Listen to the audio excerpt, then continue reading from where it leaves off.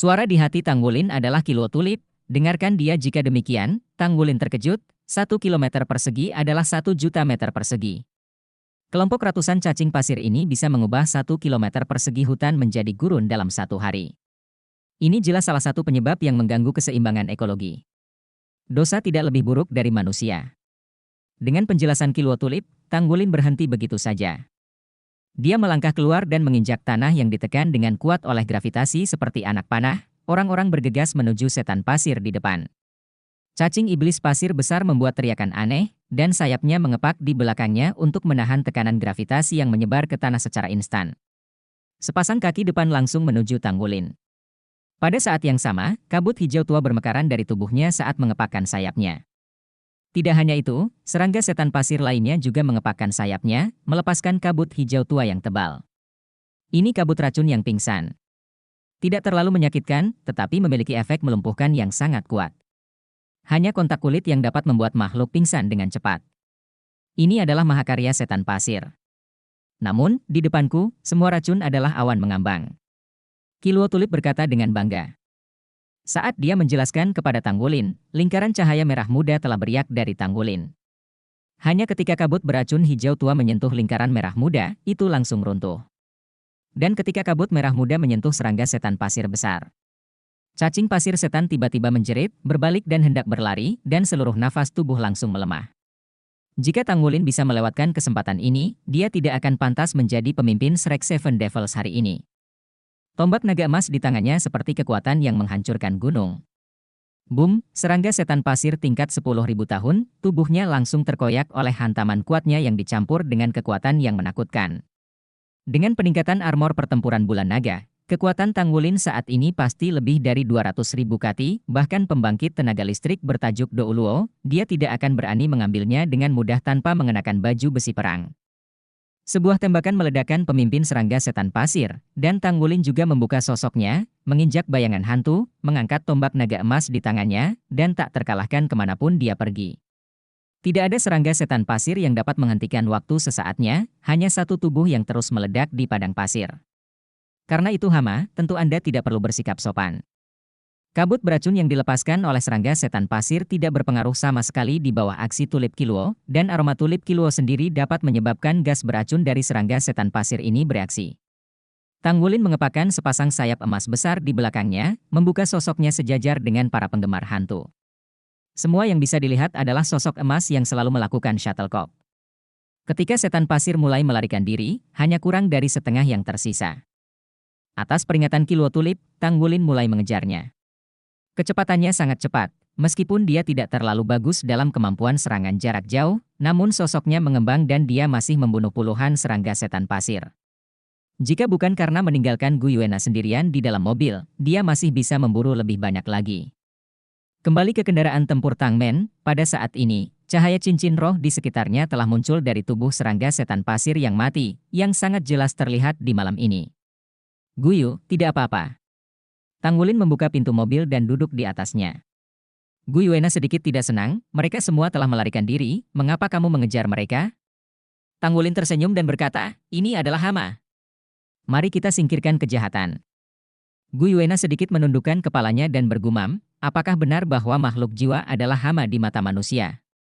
Tanggulin tertawa dan berkata, tentu saja tidak, tapi memang benar bahwa sebagian besar makhluk jiwa agresif terhadap manusia. Dia tidak memperhatikan Gu Yuesen, ekspresi si berubah sedikit, dan dia bertanya pada Killua tulip di dalam hatinya, Senior Killua, kamu telah hidup di mata es dan api. Bagaimana kamu tahu kemampuan makhluk jiwa di gurun? Killua tulip berkata, bagaimana Anda memahami kata besar alam? Tanggulin tercengang, apa artinya menjadi luas? Killua tulip berkata, tidak sesederhana itu. Keberadaan alam pada awalnya hanyalah makhluk tingkat rendah. Dan kemudian secara bertahap memiliki tanaman kita. Dari sudut pandang efektivitas pertempuran, tumbuhan jiwa binatang jelas tidak sebaik binatang jiwa binatang pada tingkat yang sama. Karena kita tidak dilahirkan dengan fleksibilitas dari binatang jiwa binatang, dan bakat jauh lebih rendah. Jika kita benar-benar lebih komprehensif, kita sama sekali tidak kalah dengan jiwa binatang buas. Sebagai anak alam, Anda seharusnya sudah merasakannya. Ketika Anda berada di hutan, atau tempat dengan banyak tumbuhan, Anda dengan bantuan tumbuhan, kekuatan mental dapat mencari lebih jauh dan bagi saya, Saya juga raja tumbuhan dan salah satu hal spiritual dari langit dan bumi, saya juga dapat memahami dunia luar melalui tumbuhan. Dari mulut ke mulut, saya dapat mengetahui beberapa informasi berguna tentang dunia luar. Pada awalnya, kami bersedia menandatangani kontrak dengan sekte Tang, dan kami saling bergantung. Itu karena kita tahu manusia yang mengerikan di dunia luar. Hanya saja apa yang Anda ketahui tidak begitu jelas.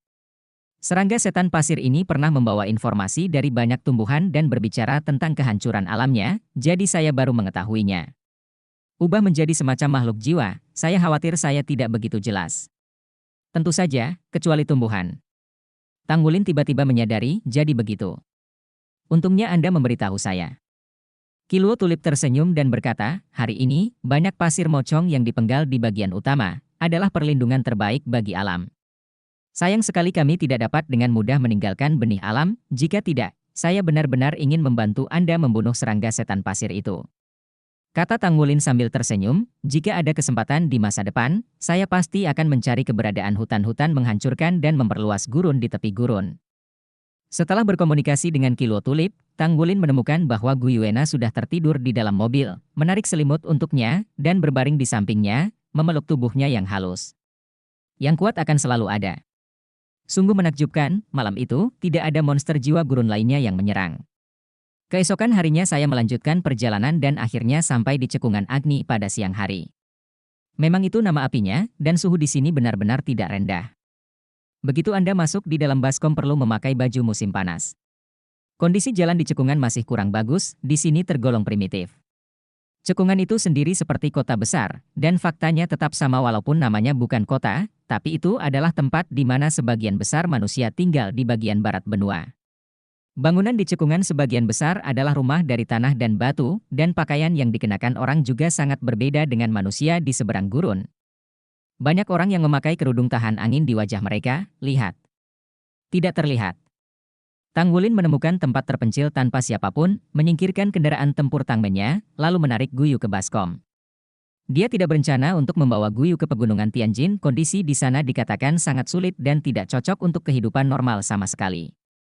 Lembah Agni berbeda, ada sejumlah besar orang aborigin yang tinggal di sini sepanjang tahun, dan juga kota pasar terpenting di bagian barat benua. Semuanya untuk kebutuhan sehari-hari. Guyu, aku akan mengabdi sebagai seorang prajurit, maukah kamu tinggal di sini, oke? Aku akan mencoba datang dan menemuimu setiap saat. Tang Wulin berkata dengan lembut kepada Guyu. Gu Yuena tertegun, berapa lama waktu yang dibutuhkan untuk datang? Tang Wulin berkata dengan senyum masam, saya tidak tahu sekarang, itu tergantung pada situasi di sana. Tetapi sejak bergabung dengan tentara, mungkin tidak mudah untuk pergi. Aku akan berusaha sebaik mungkin untuk datang dan menemuimu. Tidak, aku ingin pergi denganmu. Kata Gu Yuena tiba-tiba dengan enggan. Bab 922 aku akan dengan patuh. Tang Wulin berkata tanpa daya, tidak. Anda berada dalam situasi ini, saya tidak dapat membawa Anda ke sana. Saya mendengar dari wakil kepala balai bahwa pasukan pegunungan Tianjin adalah kelompok orang yang paling parah dan misterius di seluruh benua. Saya khawatir saya akan mengalami bahaya jika membawa Anda ke sana. Anda tetap di sini dulu. Jika ada tempat yang cocok untukmu tinggal di sana, bisakah aku menjemputmu lagi? Dengan Gu Yuena selama berhari-hari, dia masih memiliki kemampuan hidup dasar. Satu-satunya masalah adalah dia terlalu cantik, yang membuat Tang Wulin sedikit khawatir. Untuk alasan ini, dia membeli beberapa alat di jalan sebelumnya dan membuatkan topeng untuk dikenakannya. Dia menyembunyikan wajahnya yang tiada tara, lalu mengecat rambutnya menjadi hitam, dan itu menjadi kurang terlihat. Gu Yuena menunduk, dia seperti ini setiap kali dia sangat tidak puas. Tang Wulin secara alami akan melembutkan dan membujuknya. Ini adalah cara terbaik Gu Yuena untuk menangani Tang Wulin. Bagus. Kali ini benar-benar tidak enak. Hei, kamu mencium bau barbeque. Tang Wulin tiba-tiba mencerahkan matanya dan menyentuh Gu Yuena. Di mana? Di mana?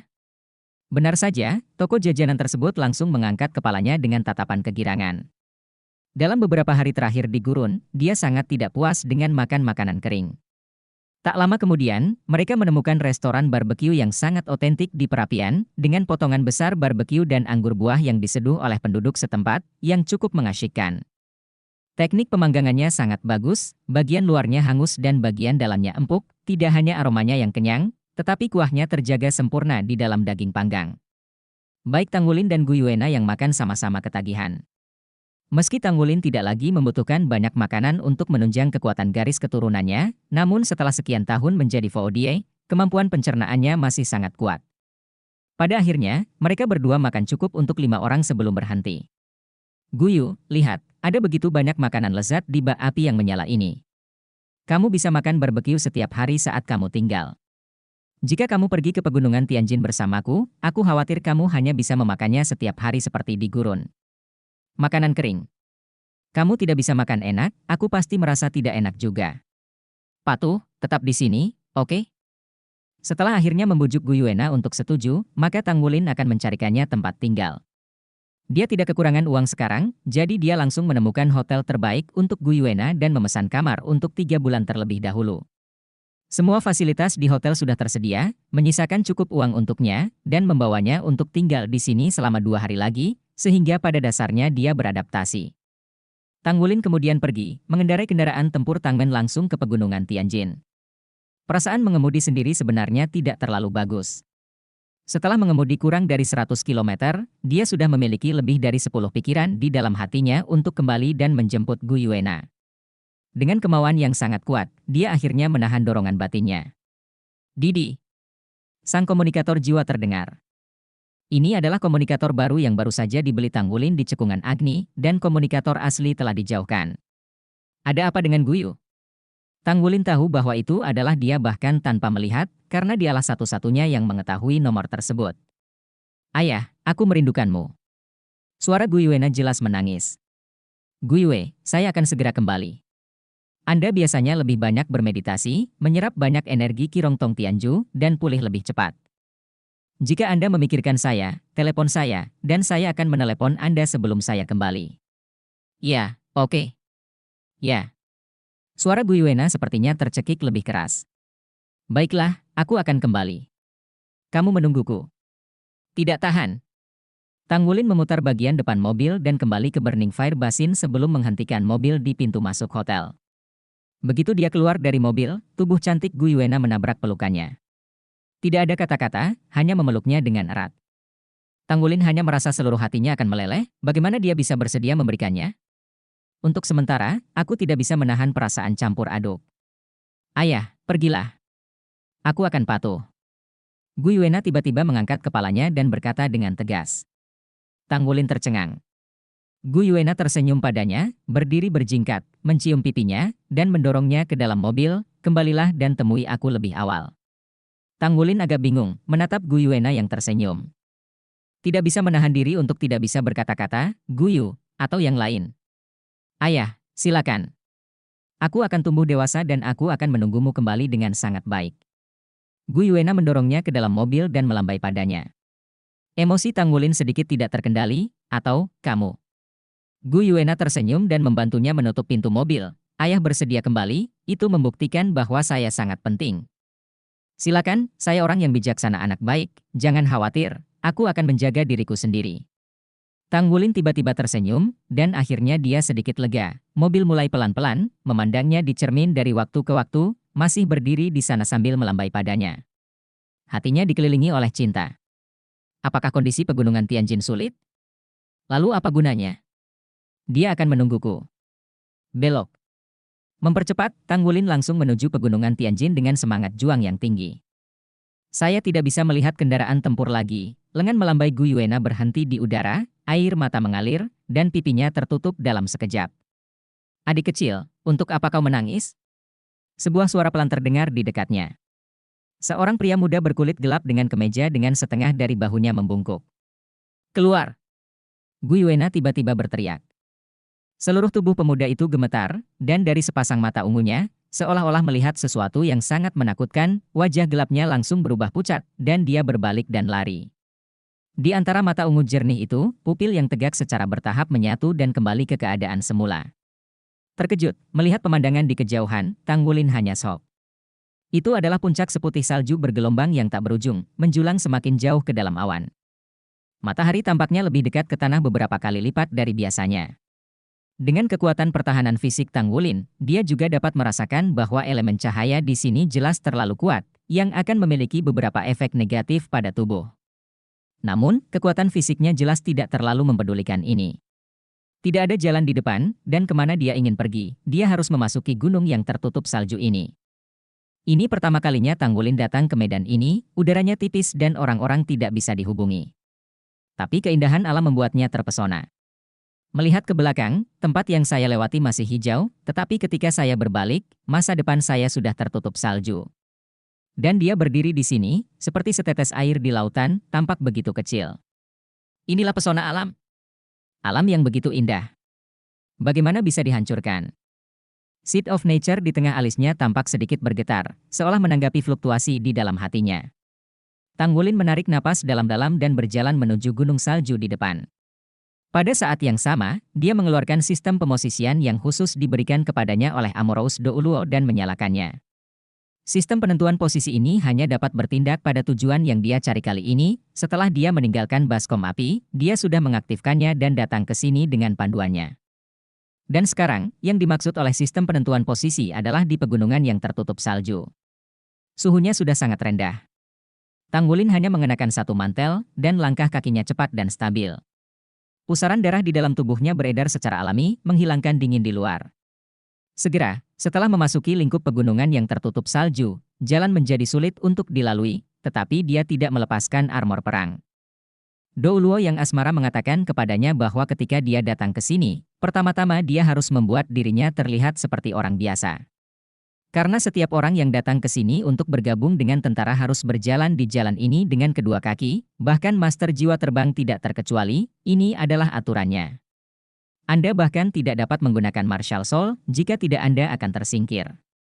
Bab 923 Pendakian Gunung.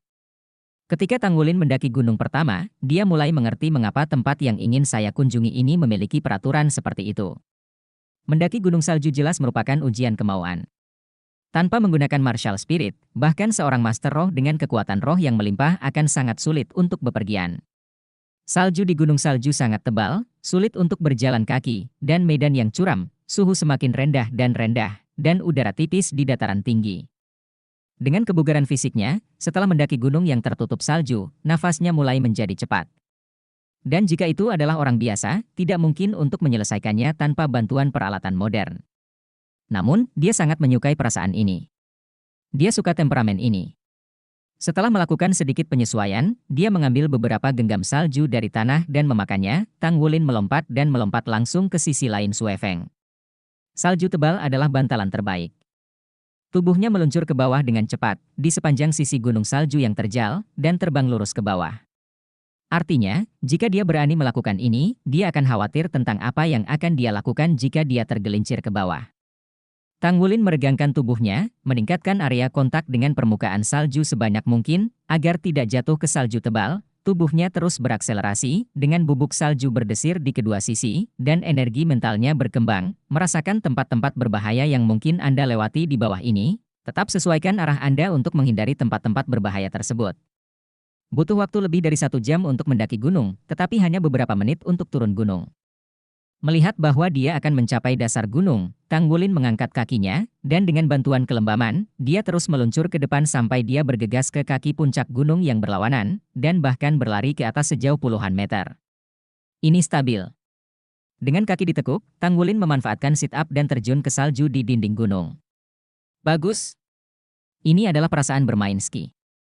Salju di gunung sangat tebal, Tanggulin telah mempelajari pengetahuan yang sesuai. Dalam hal ini, perlu membuat kebisingan sesedikit mungkin, jika tidak, akan sangat mudah menyebabkan longsoran salju. Oleh karena itu, dia menahan keinginannya untuk bersorak dan merangkak di dinding gunung. Hampir separuh tubuhnya terjun ke salju, mendaki dengan susah payah. Dia tidak menggunakan martial spirit, tapi telapak tangannya sekuat baja tahan karat, dan dia bisa dengan kuat menggenggam dinding gunung bahkan tanpa menggunakan cakar naga emas. Memanjat.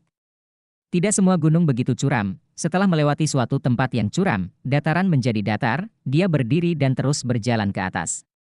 Mengikuti instruksi instrumen pemosisian, dia mendaki satu demi satu. Melihat, tujuannya semakin dekat dan dekat. Saat ini, dia telah benar-benar memasuki gunung yang tertutup salju ini. Pegunungan di depan lebih tinggi dari yang lain, dan medannya semakin berbahaya. Duduk di puncak gunung, Tanggulin akhirnya merasa sedikit lelah. Sudah sehari penuh, dan dia sendiri tidak tahu berapa banyak puncak yang telah dia daki, tetapi sekarang dia tidak bisa lagi melihat jalan masuk. Langit semakin gelap, dan tujuannya masih hilang, meski dengan kemampuan fisiknya, ia masih bisa melanjutkan perjalanan. Tapi suhu pegunungan yang tertutup salju di malam hari terlalu rendah. Dia sekarang merasa bahwa suhu sekitar mungkin di bawah minus 50 derajat, yang membuat tubuhnya cepat terbakar. Bahkan jika Anda yakin, Anda harus meninggalkan kelonggaran untuk diri Anda sendiri, jika tidak, akan merepotkan jika terjadi kesalahan. Adapun cara istirahat, dia tidak bisa diganggu. Saya menggali lubang salju langsung di gunung, kemudian meringkuk tubuh saya, mengeluarkan alas tidur yang saya bawa dari cincin penyimpanan, dan memblokir es dan salju di sekitarnya. Itu tidak nyaman, tetapi setidaknya saya tidak bisa tertiup angin dingin di luar. Akhirnya lebih nyaman menyerang. Ini juga merupakan pengalaman yang luar biasa, mendorong selimut dan meremas salju di sekitarnya sedikit lebih kuat. Tang Wulin mulai mengurangi napas. Biarkan suhu tubuhnya turun secara bertahap, dan pusaran ki dan darah serta pusaran kekuatan jiwa di dalam tubuh menjadi lebih lancar. Saat basis kultivasinya semakin dekat dan lebih dekat ke tingkat ke-60, kristal sudah menjulang di pusaran kekuatan jiwa, dan inti jiwa tampaknya akan berhasil mengembun. Setelah inti jiwa selesai, maka tubuhnya akan membentuk sirkulasi internal dengan sendirinya. Bahkan jika tidak ada injeksi tenaga dunia luar, itu sudah cukup untuk swasembada. Setelah semalaman bermeditasi, ketika Tang Wulin bangun lagi, dia sudah energik lagi. Saya tidak terburu-buru, tetapi sekarang saya makan sesuatu di gua salju, dan rasa makanan keringnya pasti tidak enak, keras. Tapi selalu tambahkan energi. Dia membelah tangannya dan mengebor keluar dari lubang salju lagi, dan angin dingin meniupnya, menyebabkan dia menggigil dengan cerdik, dan dia segera menjadi sadar. Setelah menggerakkan tubuhnya, cincin roh ki dan darah di tubuhnya semakin cepat. Tiba-tiba, gelombang ki dan darah yang menghanguskan keluar dari tubuhnya, dan terlihat lapisan kabut putih bahkan muncul di sekitar tubuhnya. Kabut meresap dan nafas bagaikan api. Tang Wulin menarik napas dalam-dalam beberapa kali, menyerap nutrisi di udara tipis. Melihat lokatornya lagi, tubuhnya tiba-tiba melompat dan melanjutkan perjalanannya. Gunung di depan menjadi lebih curam, dan gunung itu hampir 90 derajat, tetapi ini adalah satu-satunya jalannya. Dilihat dari tampilan di locatornya, di atas gunung ini sepertinya tujuan perjalanannya akan segera datang. Tapi, gunung ini terlalu sulit untuk didaki, meskipun dinding gunung terlalu curam, namun saljunya tidak terlalu banyak. Namun gunung tersebut memiliki banyak sekali es yang sangat licin, dalam hal ini kesulitan mendaki dengan tangan bisa dibayangkan. Tang Wulin telah mengembangkan karakter yang tidak tergoyahkan sejak dia masih kecil. Dalam menghadapi kesulitan, dia punya ide setelah berpikir beberapa saat.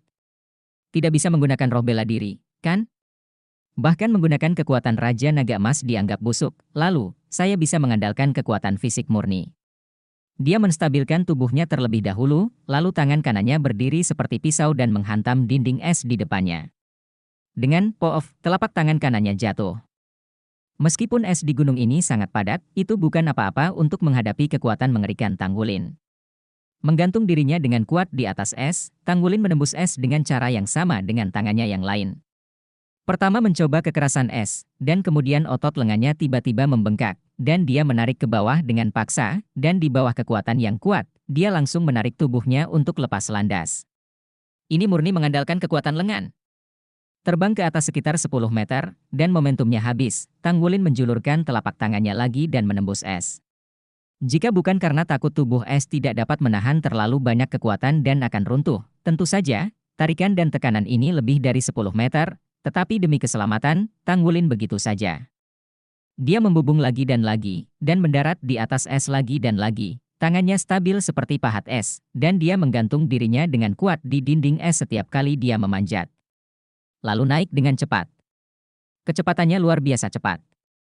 Ini seperti katak, terus-menerus melompat di dinding es, seperti pil bintang yang melompat.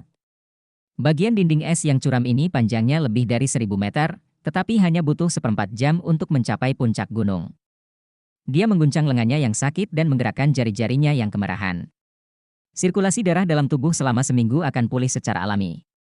Inilah manfaat dari kemampuan fisik yang kuat. Terutama setelah meminum Qi Rong Tong Tianju, Qi dan intensitas darah Tang Wulin meningkat secara signifikan akhir-akhir ini. Dia bahkan merasa jika ini terus berlanjut, dia akan memiliki kemungkinan untuk mencapai lapisan ke-10 dari segel Raja Naga Emas segera. Mengenai segel ke-10 ini, Tang Wulin sedikit berharap dan khawatir. Tang Tua telah tertidur untuk waktu yang lama, tetapi dia telah memberitahunya sebelumnya bahwa 9 lapisan setelah segel Raja Naga Emas adalah yang paling sulit untuk ditangani. Dibandingkan dengan 9 lapisan segel berikutnya, 9 lapisan pertama lebih seperti menyesuaikan tubuhnya dengan energi Raja Naga Emas. Di 9 lapisan berikutnya, energi yang disegel di setiap lapisan sangat menakutkan, dan jika tidak dapat diserap, maka dia itu akan mati secara langsung. Oleh karena itu, Anda tidak boleh bertindak ringan sebelum Anda sepenuhnya siap. Tetapi dengan cara yang sama, di balik kesulitan dan bahaya ada peluang besar. Tidak ada keraguan bahwa setelah segel ke-10 dibuka, kemampuan kelima yang diberikan kepadanya oleh garis keturunan Raja Naga Emas akan sangat kuat, jauh melebihi 4 kemampuan sebelumnya. Saat Sui Feng terus menanjak, medan menjadi lembut, yang tidak terlihat sebelumnya. Tang Wulin bergerak maju dengan satu kaki dangkal dan dalam, dan setelah mendaki tas gunung lainnya. Dia terkejut menemukan bahwa di sisi lain gunung, itu bukan lagi dataran yang menurun, tetapi sebidang tanah yang terletak di puncak gunung, seperti dataran. Lebih tepatnya, ini adalah lapangan salju. Di bidang bersalju itu, barak yang tertutup rapat sepertinya cukup besar. Ada penjaga di sekitar, tidak ada menara. Karena tertutup oleh salju, tidak mungkin untuk melihat bahan apa dari bangunan ini. Namun, barak yang luasnya setidaknya 1 km persegi ini benar-benar ada. Bab 924 Legiun Dewa Darah. Mungkin Tang Wulin memperkirakan bahwa ketinggian di sini akan lebih dari 6 km, pada dasarnya ini bukan tempat yang cocok untuk kelangsungan hidup manusia. Tidak diragukan lagi ini juga akan menjadi tujuan perjalanannya, tempat untuk benar-benar bergabung dengan tentara. Dou yang asmara benar-benar menemukan tempat yang bagus untuk dirinya sendiri. Namun, tidak peduli apapun, itu akhirnya tiba. Memikirkan hal ini, Tang Wulin meregangkan tubuhnya dan dengan cepat berlari menuju barak. Sebelum berlari beberapa langkah, tiba-tiba sebuah tanda peringatan muncul di hatinya, dan dia tiba-tiba menghentikan langkahnya. Hanya kurang dari 20 meter di depannya, 4 sosok tiba-tiba muncul dari salju tanpa peringatan, dan 4 sinar pemandu jiwa yang tampaknya tidak biasa menunjuk ke tubuhnya. Itu adalah 4 orang yang mengenakan pakaian putih tebal di sekujur tubuh, dan 4 senjata diarahkan padanya dengan sangat mantap. Dengan basis kultivasi Tang Wulin, dia bahkan bisa merasakan bahaya dari keempat orang ini. Dia segera mengangkat tangannya, jangan salah sangka, saya ke sini untuk ikut tentara melapor. Di antara 4 tentara berpakaian putih itu, 1 orang meletakkan senjatanya, dan 3 lainnya masih menodongkan senjata ke arahnya. Pria itu datang ke sisi Tang Wulin tanpa berbicara, pertama-tama dia menamparnya dengan kedua tangan, dan baru setelah tidak menemukan senjata, dia membuka helm yang dipakainya. Surat rekomendasi. Tang Wulin dengan tergesa-gesa memberikan surat rekomendasi yang dikirimkan kepadanya oleh Amorous Douluo dari ring penyimpanan. Itu adalah sepotong logam putih keperakan dengan relief burung putih salju yang besar tercetak di logam itu. Burung besar ini terlihat sangat tampan dan terlihat seperti elang, namun proporsi tubuhnya tidak sama dengan elang. Tang Wulin tahu bahwa ini adalah makhluk jiwa bernama elang dewa salju, yang dikatakan sebagai santo pelindung gunung salju. Tetapi jumlahnya sangat langka. Dia hanya melihatnya ketika dia berada di kelas di Akademi Serek. Dan kelegaan ini tampaknya menjadi simbol tentara yang dilihatnya di hadapannya. Tang Wulin benar-benar tidak tahu banyak tentang tentara, tetapi tujuannya datang ke sini sangat sederhana, dia menyatu dengan tempat ini dan secara bertahap mengendalikannya dengan kemampuannya sendiri. Dan nama pasukan ini disebut Legiun Dewa Darah. Benar, itu adalah Dewa Darah, bukan Dewa Salju. Pengucapannya sama, tetapi artinya sama sekali berbeda. Tentara ini sendiri, bahkan tidak lagi dalam urutan tentara federal, mereka benar-benar istimewa. Tapi mereka adalah tentara yang paling kuat. Menjaga rahasia yang tidak banyak diketahui di daratan. Mereka yang memenuhi syarat untuk datang ke sini untuk bergabung dengan tentara semuanya adalah elit sejati. Hanya ada beberapa tempat yang layak untuk merekomendasikan tentara di sini. Akademi Serek, Sekte Tang, Kuil Perang, Pagoda Penyebaran Roh, dan beberapa klan master jiwa dengan warisan yang sangat panjang dan kuno. Tidak ada orang yang lemah di sini, karena yang lemah tidak bisa bertahan sama sekali di sini. Masa dinas di sini jauh lebih lama dari rata-rata militer. Setidaknya 5 tahun. Tetapi lebih banyak orang tinggal di sini selama lebih dari 10 tahun. Setelah memeriksa surat rekomendasi Tang Wulin, prajurit itu berdiri tegak dan memberinya hormat militer. Salut militer tidak sama dengan tentara Union pada umumnya, mereka hanya mengepalkan tangan kanan mereka dan memukul dada mereka dengan sangat kuat. Tanggulin memahami prinsip pergi ke pedesaan dan melakukan hal yang sama, jadi dia harus belajar darinya dan memukul dadanya. Tapi tentara itu menangkapnya. Kamu belum memenuhi syarat. Ikutlah denganku. Dengan itu, prajurit itu sudah melangkah menuju barak yang jauh. Benar-benar tidak biasa. Tanggulin bergerak sedikit di dalam hatinya, tetapi dia masih mengikuti dengan cepat. 3 tentara lainnya mundur ke dalam salju. Permukaan salju di atas dengan cepat menjadi datar, seolah-olah belum pernah muncul sebelumnya. Para prajurit membawa Tanggulin ke barak. Salju di dekat barak jelas telah tersapu, dan mereka akhirnya bisa menginjakkan kaki langsung di tanah yang keras, dan tidak perlu melanjutkan perjalanan yang sulit di salju. Pria itu mengguncang salju di tubuhnya, lalu dengan cepat berjalan ke barak. Begitu masuk barak, saya merasa sedikit berbeda lagi. Semuanya di sini teratur, kecuali salju putih di sekitarnya, yang terlihat tidak jauh berbeda dari kamp militer biasa. Namun, Tanggulin menemukan bahwa hanya sedikit orang yang terlihat di sini. Bahkan tidak ada tentara yang berpatroli. Tanggulin juga tidak bertanya, jika ingin tahu suatu tempat, lebih baik lihat dan dengarkan sendiri. Berbicara lebih banyak tidak membantu. Apalagi dilihat dari nada prajurit yang memimpinnya sebelumnya, para prajurit di sini seharusnya sangat bangga, bahkan sedikit xenofobia. Dia tahu betul bahwa dalam situasi ini, yang bisa dia lakukan bukanlah berbicara omong kosong, tetapi untuk menunjukkan kekuatannya dan berbaur di sini secepat mungkin. Saya tidak tahu apakah legiun yang dikunjungi orang lain sama anehnya dengan saya. Prajurit itu membawa Tanggulin ke sebuah gedung dan menekan telapak tangannya ke suatu tempat. Sebuah cahaya menyapu dirinya, dan pintu besi di depannya terbuka. Ikutlah denganku. Setelah mengikutinya ke dalam gedung, aliran udara hangat mengalir ke wajahnya. Seolah-olah semua anggota badan disetrika, dan itu tidak nyaman. Bahkan oksigen di udara tampaknya lebih banyak.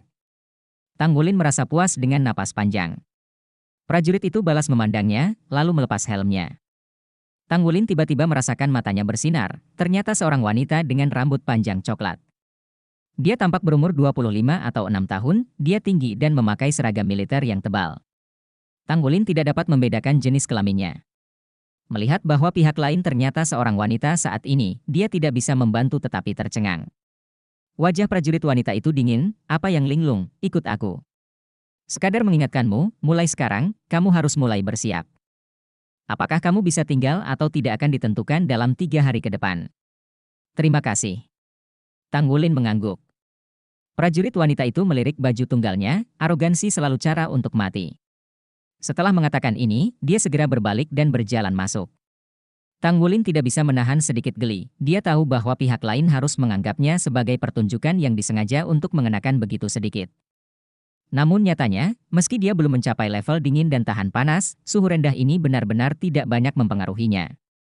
Apalagi dengan rangsangan suhu rendah di luar, ki dan pusaran darahnya akan berjalan lebih cepat, yang setara dengan kultivasi diri.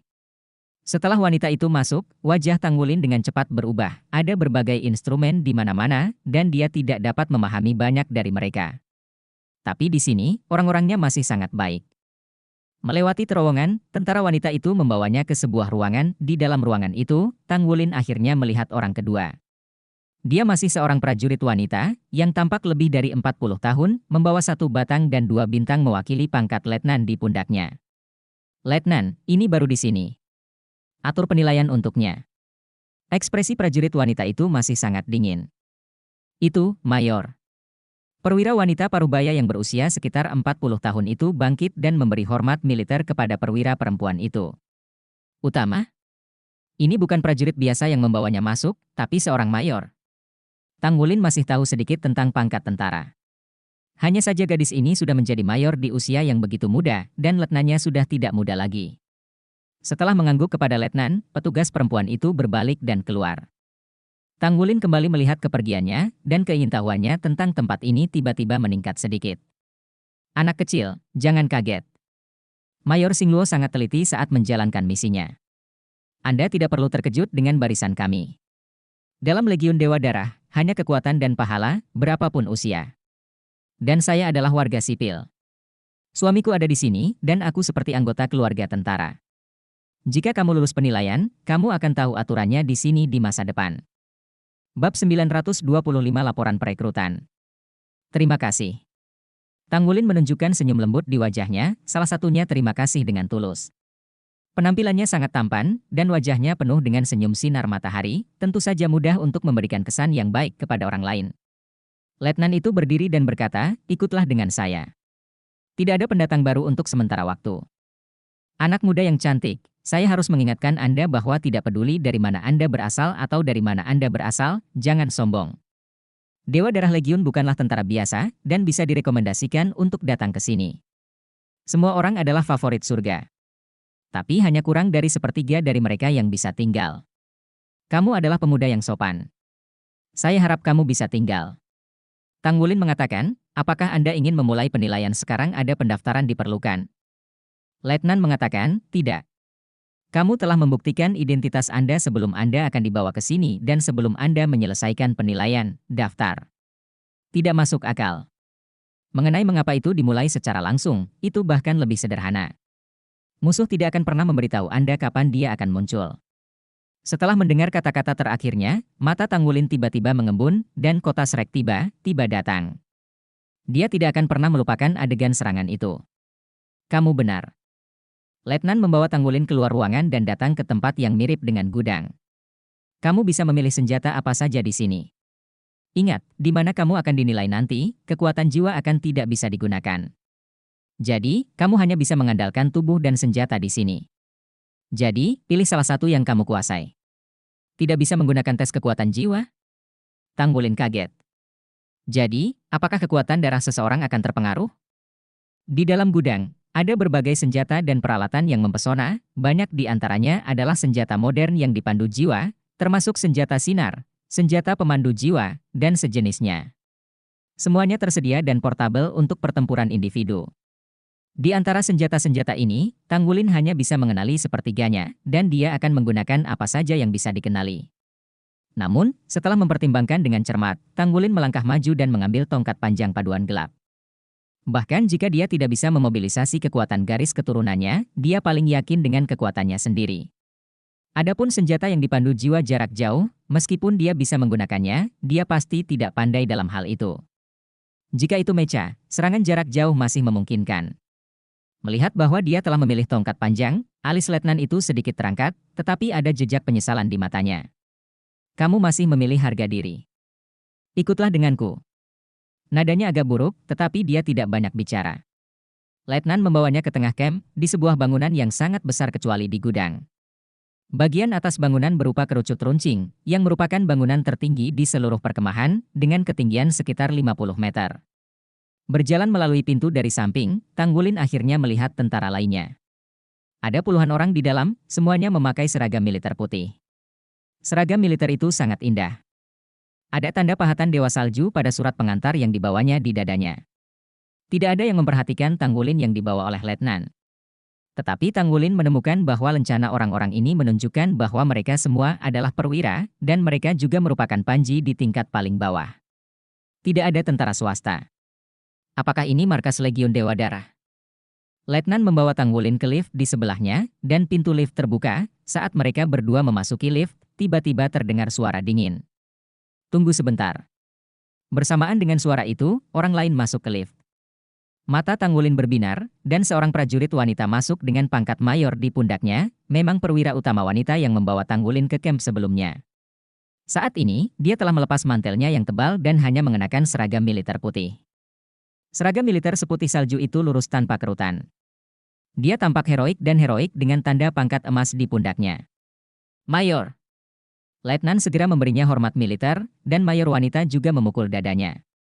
Namun, tindakan ini sangat tidak cocok untuk wanita. Dia ramping, tinggi dan cantik, tapi dia lebih heroik dari gadis biasa. Tetapi semua ini tidak mempengaruhi perkembangan normalnya.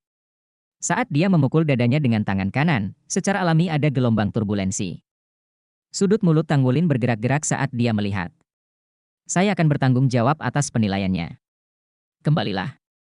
Mayor itu berkata dengan suara yang dalam. Letnan itu membeku sesaat. Apakah Anda bertanggung jawab secara pribadi? Mayor itu mengangguk, ya, saya meninjau prosesnya setelah dia memasuki gunung. Oleh karena itu, saya bertanggung jawab atas penilaiannya. Ya. Letnan melakukannya lagi. Salut militer, keluar dari lift. Pintu lift ditutup, dan Tang Wulin bisa merasakan lift itu akan turun.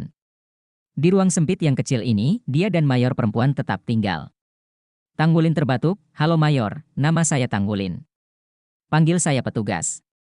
Mayor wanita berkata dengan dingin. "Ya, Tuan, bagus." Tanggulin buru-buru berkata. "Berdiri tegak." Mayor wanita berteriak. Tanggulin tertegun sejenak, lalu berdiri tegak. Dia agak tidak nyaman dengan nada perintah yang lain, tetapi ketika dia ingat apa yang dikatakan letnan sebelumnya, dia menahannya. Mayor wanita tidak mengatakan apa-apa. Tidak ada artinya memperkenalkan diri. Setelah beberapa saat, lift membuat ding yang keras dan pintu lift terbuka.